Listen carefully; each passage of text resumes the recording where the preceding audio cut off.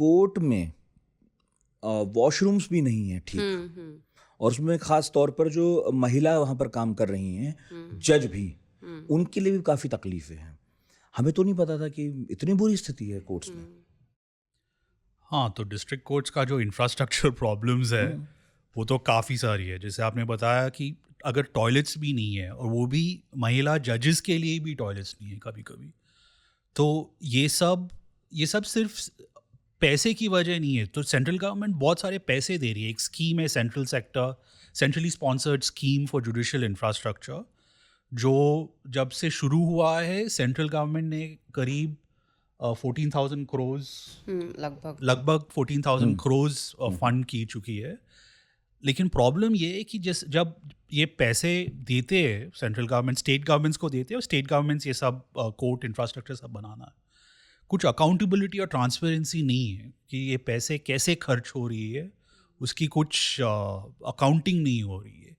तो बात ये नहीं है कि पैसे नहीं है, पैसे हैं, लेकिन कैसे इस्तेमाल की जा रही है वही ज़्यादातर प्रॉब्लम है। जो प्रशांत ने बताया कि एक CSS चलती है जुडिशियल इंफ्रास्ट्रक्चर के लिए, जिसमें जो जिला न्यायालय और जो जजेस हैं उनके लिए रेसिडेंशियल घर बनाने का उसमें प्रावधान है।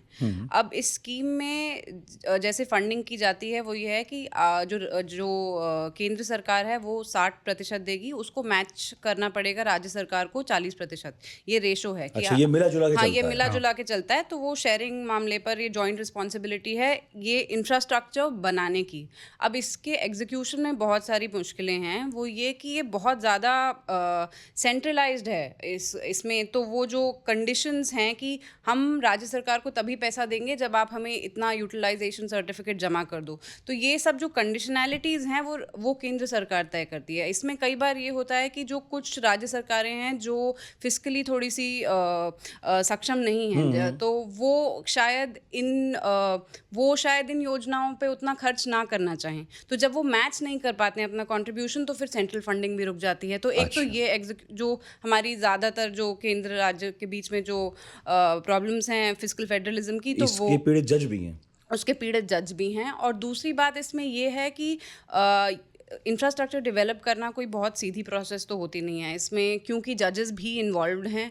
तो मान लीजिए अगर आप एक प्रक्रिया को देखें तो एक ज़िले के स्तर पर जो प्रिसाइडिंग डिस्ट्रिक्ट जज है वो एक प्रपोजल फ्लोट करेगा, फिर वहाँ से कलेक्टर लैंड एक्वायर करने का प्रपोजल वो उसकी अनुमति वहाँ से मिलेगी, जो PWD इंजीनियर है वो उनका डिज़ाइन अप्रूव करेगा। तो इन सब चीज़ों में बहुत टाइम लगता है। उसमें आप इतनी कंडीशंस डाल दें कि 1 साल में आपको इतना यूटिलाइज़ करना है, तो इसकी जो ज़्यादा काफ़ी समस्या हैं, सिर्फ पैसा देना और उसका मतलब ये पोटेंशियल की पैसा मिल सकता है, ये प्रॉब्लम नहीं है। हम पैसे का अभाव नहीं है, पर एग्जीक्यूशन और प्लानिंग का अभाव है। तो इसमें हाँ, और इसमें दूसरी परेशानी ये भी है कि जो हाई कोर्ट की एडमिनिस्ट्रेटिव कमिटीज़ होती हैं वो उनकी एक बड़ी भूमिका है इसमें, क्योंकि वो काफ़ी सारे जो फैसले हैं कि कहाँ कोर्ट्स आएंगे, कहाँ बनेंगे और किस तरीके का, तो वो जो अनुमति है वो हाई कोर्ट के स्तर पर होती है। क्योंकि ये पूरी बुक में हमारी एक रनिंग आर्गुमेंट है कि जो एडमिनिस्ट्रेशन है डिस्ट्रिक्ट जुडिशरी का,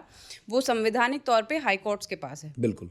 तो जो ये प्रशासनिक जो कंट्रोल जो जिसको कहते हैं, वो मतलब हाई कोर्ट्स एक्सरसाइज करते हैं। आसान भाषा में पूरे राज्य में जहाँ जज बैठते हैं हर जिले में, इनका जो एडमिनिस्ट्रेशन है वो उस सूबे की हाई कोर्ट के पास होता है, वो तय करता है। इसमें सुप्रीम कोर्ट का कोई खास लेना देना है ही नहीं, होना नहीं चाहिए संवैधानिक तौर पर, लेकिन है। हाँ, लेकिन है। हाँ, तो वो उसमें हम बाद में जा सकते हैं। पर क्योंकि हाई कोर्ट्स, तो अब हाई कोर्ट्स ये काम कैसे करते हैं, वो अपना काम न्यायिक तौर पे बेंच पे भी कर रहे हैं, और फिर हाई कोर्ट्स के जो जजेस हैं उनकी कमिटी कलेक्टिव रूप में बैठते हैं, वो एक समूह में बैठते हैं।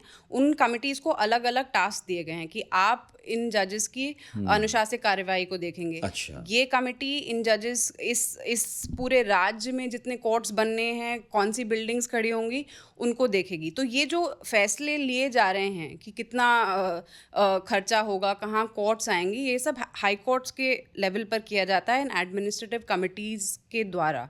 पर हमारा ये मानना है कि जिस तरीके से ये कमिटियाँ चलती हैं उनमें बहुत ज़्यादा पारदर्शिता नहीं है। और ना ये अपने फैसले सार्वजनिक करती हैं। हमें नहीं पता कि ये किन बेसिस किन चीज़ों को आधार मानकर ये फैसले लेती हैं। तो इनकी पूरी प्रशासनिक कार्रवाई से जुड़ी ये सबसे बड़ा मुद्दा यही है कि ये जो कमिटीज़ हैं ये बहुत ज़्यादा पारदर्शिता से काम नहीं करती हैं।